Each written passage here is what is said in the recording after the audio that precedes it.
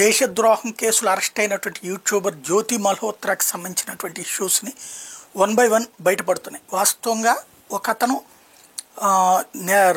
నెలన్నర క్రితం అనుకుంటా ఎన్ఐఏకి ట్యాగ్ చేస్తూ ఎంఐది పెట్టాడు. ఎట్లాగా ఎంఐ పాకిస్తాన్ పదే పదే పోతుంది, పాకిస్తాన్లో హిందువులు బాగున్నారు అని అబద్ధాలని ప్రచారం చేస్తోంది, వెనకాల చూస్తుంటే సైన్యం ఉంటున్నారు, ఈవిడ కదలికలు చూస్తుంటే చాలా అనుమానంగా ఉంది, ఈవెన్ మన దేశంలో కాశ్మీర్ లాంటి చోట్లకి పోతుంది, ఆ తర్వాత కీలకమైన ప్రదేశాలకు పోతుంది, చూసుకోండి అని చెప్పి పెట్టాడు.